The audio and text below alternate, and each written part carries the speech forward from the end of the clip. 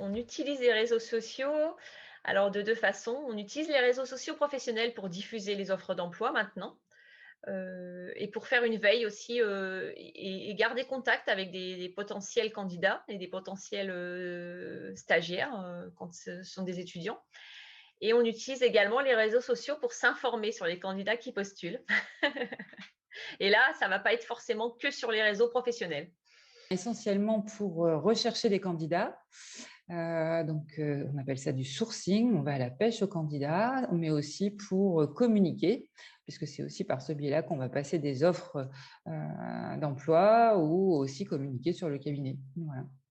On utilise les réseaux sociaux pour le recrutement de 2 manières. Donc on relaie, les publications, qui sont nos offres, d'emploi et on dans une moindre mesure, mais on tend à le développer, notamment sur certains postes avec des compétences très particulières.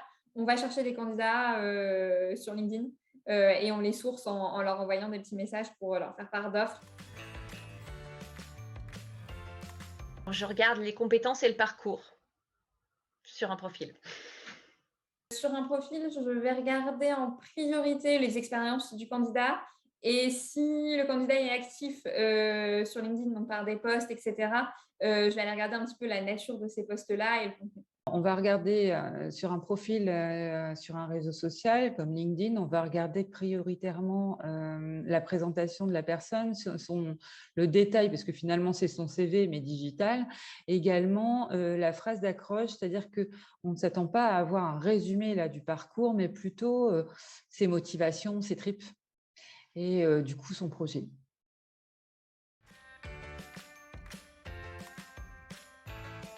Le premier, c'est effectivement l'utiliser exclusivement dans une relation professionnelle.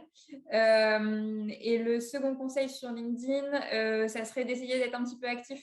C'est pas un réseau qui est facile à utiliser, mais quand on est en fin d'études et en recherche d'emploi, je pense que c'est intéressant de commencer un petit peu à avoir une certaine activité pour gagner en visibilité et puis accroître son réseau aussi. Alors, on peut utiliser LinkedIn à deux niveaux. Sa visibilité, donc utiliser ce réseau pour être visible de tous, du coup détailler au maximum son CV digital, c'est-à-dire son profil, et du coup son projet dans la partie info juste en haut du profil.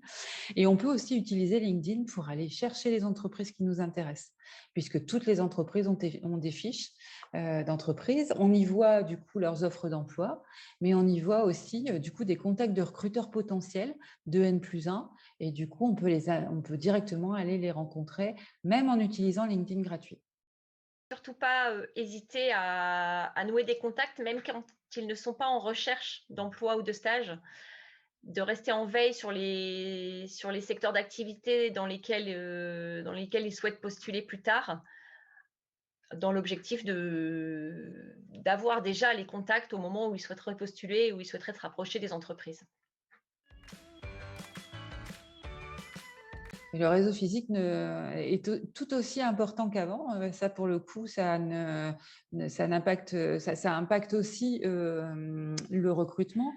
Le réseau physique ou réel, c'est un incontournable. C'est même, j'y pense même plus tellement, c'est le premier réflexe quand, on est à la recherche d'un stagiaire ou d'un candidat. Mon premier réflexe, c'est de contacter mes collègues, mes homologues sur les autres entreprises, sur les autres associations pour savoir s'ils connaissent quelqu'un qui cherche, un ancien stagiaire, éventuellement un ancien, collègue qui serait à la recherche d'un emploi. C'est le premier réflexe avant les réseaux sociaux. Pour entretenir son réseau, il ne faut pas hésiter à aller donc à aller vers les professionnels qui nous intéressent, à solliciter des échanges, à se montrer curieux de ce que font les autres. Et puis, il ne faut pas hésiter à proposer des choses aussi.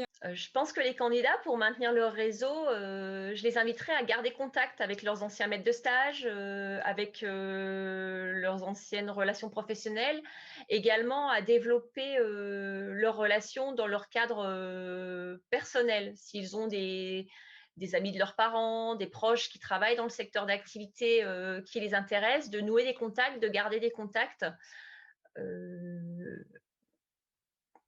C'est quelque chose qui peut servir, auquel on ne pense pas forcément et qui est pourtant très utile.